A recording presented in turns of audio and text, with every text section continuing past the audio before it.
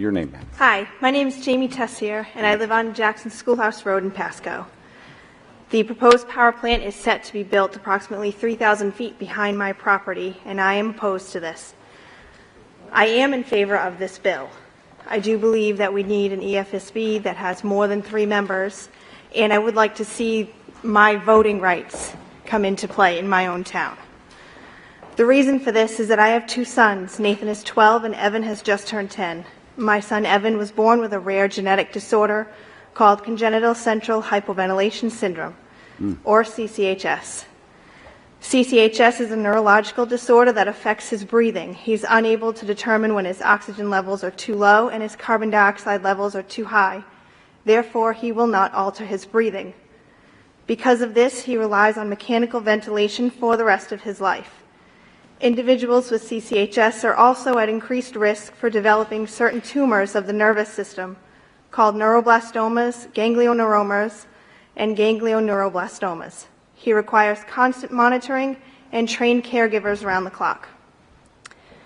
6 years ago, my family and I decided to move to Pasco to be closer to my in-laws so that we may have extra help when needed and to provide Evan with a cleaner environment. And what could be cleaner than 6 acres of woods surrounded by thousands of acres of forest?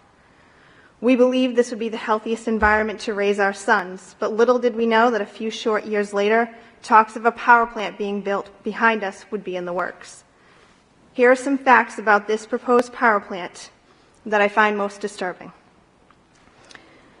Earlier it was said that OSP, Ocean State Power, and I am from Somerset, Mass., so I know Brayton Point very well, that they run constantly. They do not.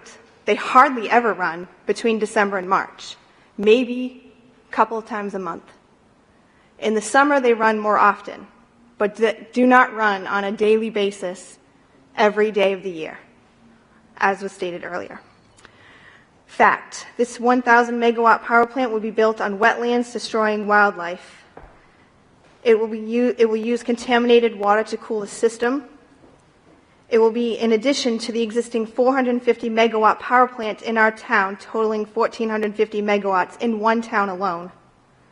It will be a continuous run, meaning it will have the sound of a jet engine waiting to take off most times. It will release toxins into the air, which will travel for miles, destroying the air we breathe and the air my children breathe. This power plant is going to be located in less than 1 mile of at least one medically fragile child. And this power plant will endanger the lives of my children. I see no reason why this power plant has to be built in a town that already has a 450 megawatt power plant. And the idea that elected officials in my state are willing to risk the lives of the children in this town, particularly those in the immediate radius of the plant, is deplorable. And I am asking for your help in avoiding this at all possible endeavors. Thank you.